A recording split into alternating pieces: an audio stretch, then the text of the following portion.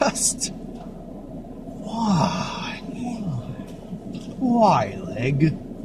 Or why, lack? That was a line from something I watched on there's a card in Magic called Pensive Minotaur, and he's holding a leg, and he looks like he's inquisitive and thinking, and someone made a joke where he's like, why, leg? And I just made that joke realizing he's missing a leg. Why, leg? Die Hard with a cripple. Cripple Die Hard. As though there's a more PC way to put that.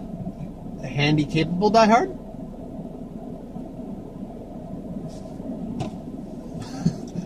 Okay, so you're familiar with the literal translation of Die Hard in, I think, normal it was guy, Japan. Normal or regular guy, something like that.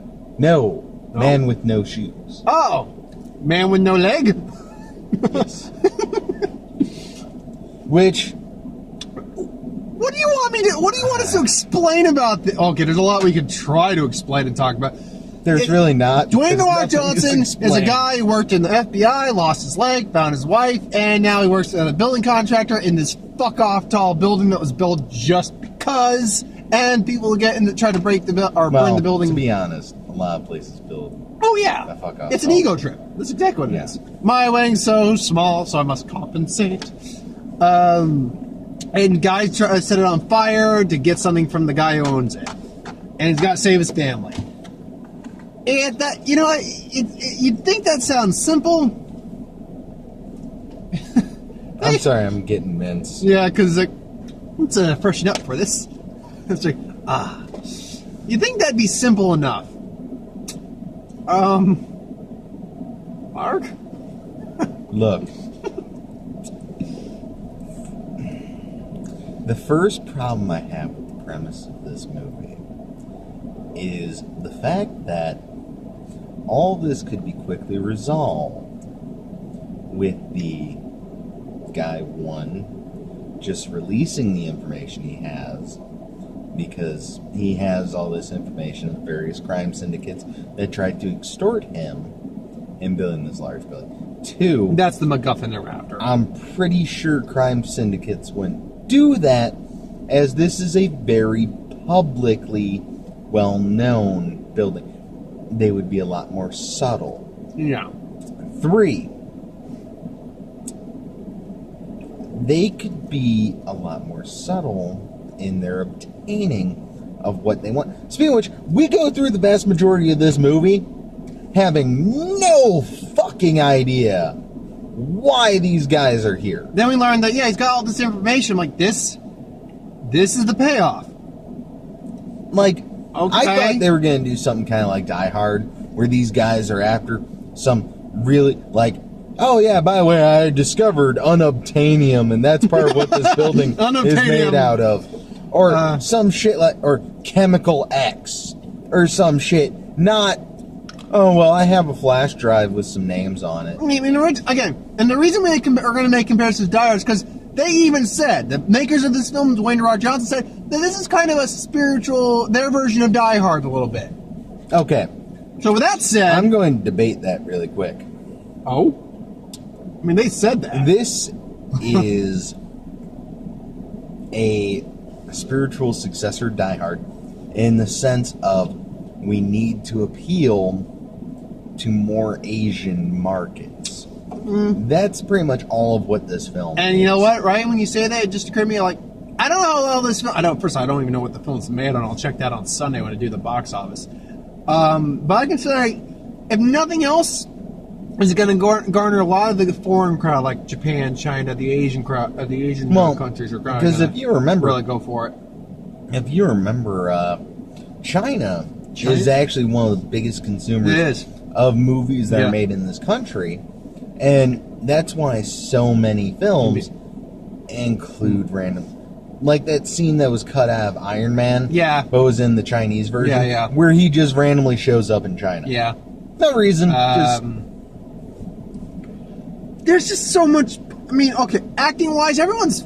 Though there was one line delivery that you laughed at, and I kind of stick at... When the girl asks her mom, are we going to die? I'm like... You say that very cavalier, like he's like, "Are we gonna die?" These kids are mellow as fuck. One has asthma, which doesn't really matter at all to the plot whatsoever. Oh, here's an inhaler. If there was a signs moment where it's like, breathe, your lungs closed, so it kept the smoke out of your lungs. That's why you got asthma. Sure, but there's no reason for him to have asthma, except the fact that he threw up before they could go see pandas, and they came back to the building. I don't think that had anything to do with asthma. They thought he was going to have an attack. They mentioned that line in the dialogue. See, okay, here's part of the problem. They didn't establish a whole lot. No. So I kind of was sitting there like, oh, maybe it just has food allergy or something. Okay. One of the problems I actually had with the movie was this movie's pacing sucked. Because we had he came in late, so he came in after the time skip. The time skipped. We had spent 5 minutes in his past where he got his accident where he lost his leg. Okay, fine. He spent about 10 minutes at best with him dealing with his family, doing his job, and then where everything's going to shit, and then the rest of the movie is just them dealing with the scenario. But that is just dragging out, but it's like quick but slow all at once. It's really jarring. Well, that's the thing is, to me, this movie felt like it was almost an anthology piece where they had 6 different stories. Like one director and one writer. One director. One director and one writer per scene, one-third or something of like the that. movie. Yeah. So you get that first part, and when it's building up to the whole thing with the tower, it feels very like, okay, this is going to be kind of like a Jason Bourne kind of thing. Like lots of intrigue and mystery. And like, okay, we have to solve this. And, cool action scenes and fighting. Then it shifts gears on you. Becomes a completely different movie. It's like, we're going to crack some jokes here a little bit. It's like, what? Why? Like, that's not the tone you've set up. We get a fucking super villain character. Yeah, what? Who was never named, by the way. We're talking about the female henchman, right? Yeah. Yeah. No, but here's the thing: we're talking about kind of a bunch of weird characters in the background. That's like, but we talked about Die Hard. That's like straight out of fucking Die Hard 4 with the Asian assassin henchwoman. Like, what the fuck? Yeah, but Die Hard 4, at least it had build up to a lot of this. Speaking of which one was Die Hard 4? Live Free or Die Hard. The one where he's bald. And yeah, I remember that one. You know what? People crap on that one. I just like crotchety old John McClane in that one. It's just but you know what? Part of the problem was with that one. At least it was explained and understandable what they were doing and why they were doing it that way. This one they don't get to that until the last quarter of the movie. I will say, at least that flash drive or hard drive that he had for that information, it was a cool looking flash drive. Like, oh, cool! I just gave it for a souvenir. But part of the problem is also the fact we didn't get like a Hans Gruber. No, I don't even know. I've seen that actor before, who was playing like the main merc. I guess he is. He wasn't even the main guy. It felt like he was like #1 henchman. But I kind of feel as though the British dude that they quickly fucking killed. Yeah, no, it's like you first called it right. Like one of them would be. Then they showed that his buddy from back then, who also got hurt, was in on it, and he actually. He dies. Yeah, they kept doing the I'm a bad guy. It's like Sting. It's like tablet. Let me throw some looks somewhere. It's like, dude. I will say, when they're fighting, I was laughing in my seat because I love the image of Dwayne "The Rock" Johnson hobbling on one leg, just fighting someone. Which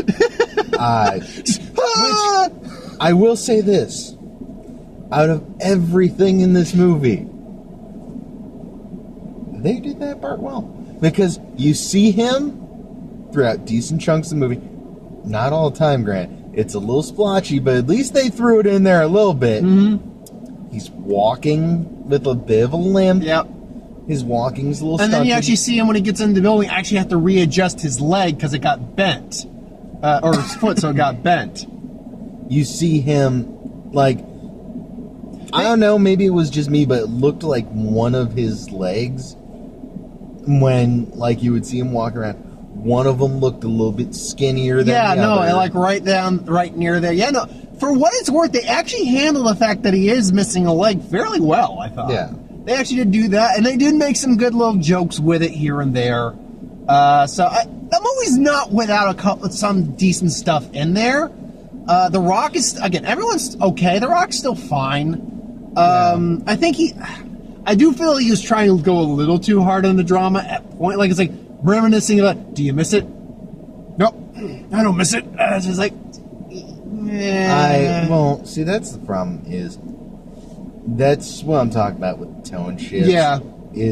That is a very, like, cliche kind of 90s line and stuff like that. To where, okay, we're going a little commando here. And then shift gears again. And now we're over here.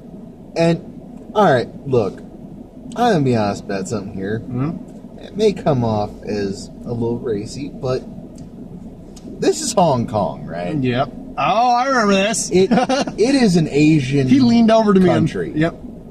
Now, to be fair, predominantly filled with Chinese people. Now, to be fair, there are white people, black people, something who live in the country. Let's be clear about that. In very small numbers, though. Of course. Comparatively. Yes. You wouldn't know that watching this movie. There's a lot of white and black faces in that crowd. Like, part of the problem I had is, from everything I know about, China and Japan, guys like Dwayne "The Rock" Johnson and the other white dudes in this movie that we see, and the head of security for the main guy, bunch of people like that, would stick the fuck out. I'm sorry, Dwayne "The Rock" Johnson is like what? 6'7"? He's like either 6'6" or 6'8". He's a tall motherfucker. And by the way, just sidetrack or not, I could note this, and I had to look. I'm like, no, he's just that fucking tall. The guy that got to play his former partner, that dude was nowhere near as built as Dwayne Johnson is. I'm still kind of curious. See, that's the thing. Might have I think they tried to make a lot of people about equal height in this movie. That's the impression I get. I mean, you're not wrong. I'm certain there was some sort of oh god, what's it? It's a basic camera trick where you shoot something in a foreground to make it look the same height somewhat. Oh, yeah, I forget the name of it. Oh god, I think you even just said it too, and I forgot the name off the top of my head. So yeah. You agree? You and me, but because he was leaning on, he was just sitting in his chair a couple times, going, "Fuck that, fuck no, fuck no." He has a bit of fear of falling. He's got somewhat of a fear of heights. They played with that pretty well. Well, not heights so much as a fear of falling, which they did a decent job with, and they actually build tension, and then they shift fucking gears, and it doesn't matter One of the most anymore. Jarring fucking thing. Because this whole building, supposedly this is basically modern day. This is 2018 today, for all we know. This building is easily probably the most advanced thing in the world. I think it's like 220 stories. Which, it has its own fucking built-in park. It is, as far as the rest of the system throughout the entire thing, it's powered by wind turbines, which you can't get to for maintenance because there's no catwalk there. Sorry, I'm trying to look up, like, the actors and stuff like that in the movie. Yeah, you'll find the IMDb. Oh, there you go. Is that the guy? That's his friend. Pablo... Let's see now. Pablo... Load. Pablo what? Anyway. Point being. While we wait. So, one of the big problems I had was the building itself. Why? Like, with other buildings of this size, they do actually serve... He's 6'5". Okay, so actually, frankly, he's roughly around the same height as The Rock. Give or take. He actually looked taller than Rock. Yeah, I know, but I think I know The Rock's roughly in that area too. I'm pretty sure The Rock is just bigger, is the thing. Well, yeah, but what I mean is, I'm pretty sure The Rock, like, is taller than 6'5". He is. While we're waiting, the whole. This was like the most ill-conceived plan. This is basically my cock's bigger than your cock. My cock's double the size that yours is. Look how big it is. But honestly, a lot of the movie was just me going, "Why is this way? What's the point?" And then I leaned over at one point and said, "Well, they gotta go clean the windows somehow," jokingly. And then he realized, how the fuck do you clean all the windows on those fucking things? They didn't have a thing set up for that. No. Which honestly would have made the movie. Wow, he's 46. Yes, he is. He's actually younger than my dad by a little bit. Height-wise, they get a height at all? You think they would? Oh, that's his build height. Build height. Yeah. Build height. But I will say, I could call a lot. He called the British guy, and I wasn't surprised by that.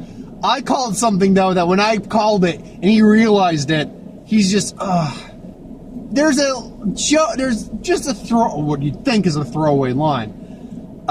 He's at the beginning. 6'5". 6'5". Okay. So, yeah, they're even height. Yeah, but they don't show that in the movie. Yeah, they do. No, they don't. Yeah, they showed that they're relatively even. Point being is that at one point she's like joking, like, "Hey, my phone won't start." It's like, "Did you try turning it on and off again?" It's like, "Well, yeah." It's like, "But I like it when you do it. It makes you feel it's conscious of that." So at the end, where she gets able to bring the fire suppression system up, she can't do it, and immediately I'm like, I lean over to him and was like, "Turn it off and turn it on again," and he just, yeah, full circle. But there was a lot of stuff in this movie where it's like, you didn't need to do that. Nope. Like, they kill their hacker. Yeah, that I'm like, you didn't need to do that. Of course, I knew. But they set him up.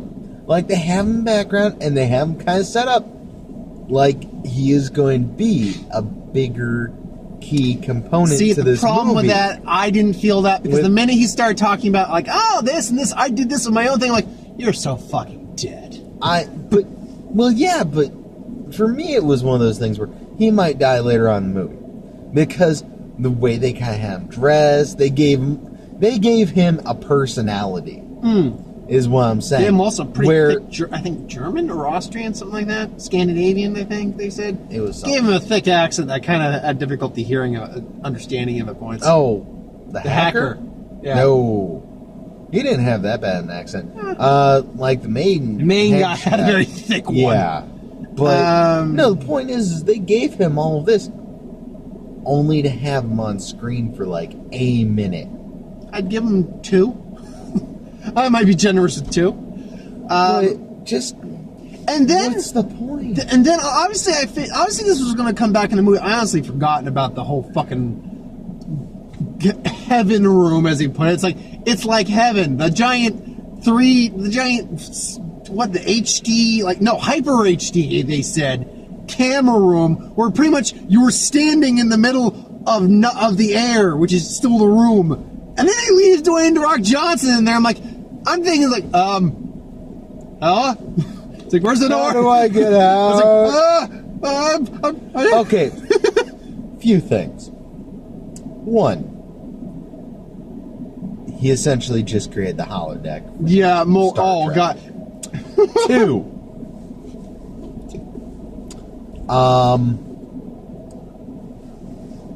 Why? Again, because he could. And then we get... in the build-up to it, where he's like, "Come, we still have time." And like they go up to the room, I'm sitting there, I'm like, oh, this is gonna be some big thing where he's like, these are the computer servers that control all financial traffic for like the Hong Kong stock market, which I think is the second biggest stock market in the world. Something like that. Which, have that be a fucking movie plot. It's better than this fucking. But here's the thing: we lead into the.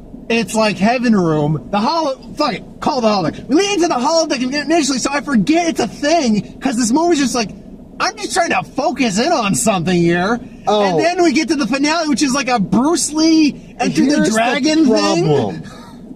Is all throughout this movie, I just realized something.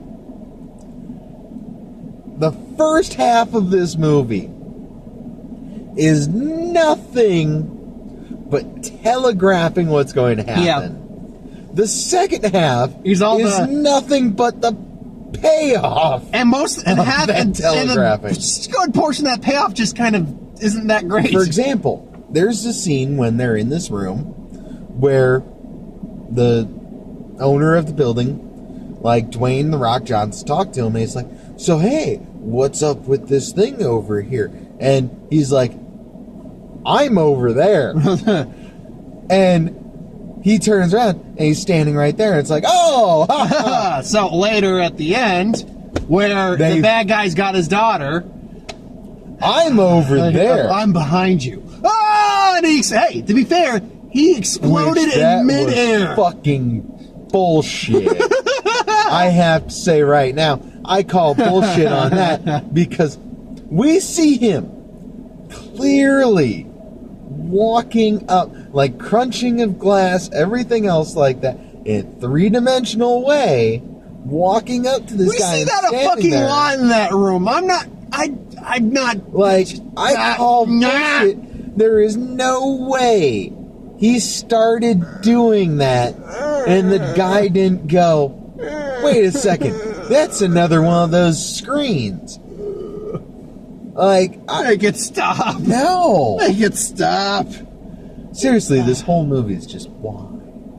Look, the movie's not terrible. At a certain point, it felt like a fucking video game. You pointed that. Yeah, no. The scene where, oh no, the bridge has collapsed, your son is right here, and you gotta go save your daughter. But you can't just cross the bridge, you gotta do shenanigans.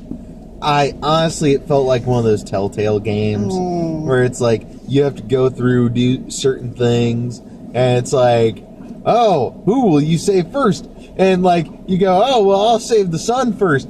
And it'll be something like, your daughter will remember that.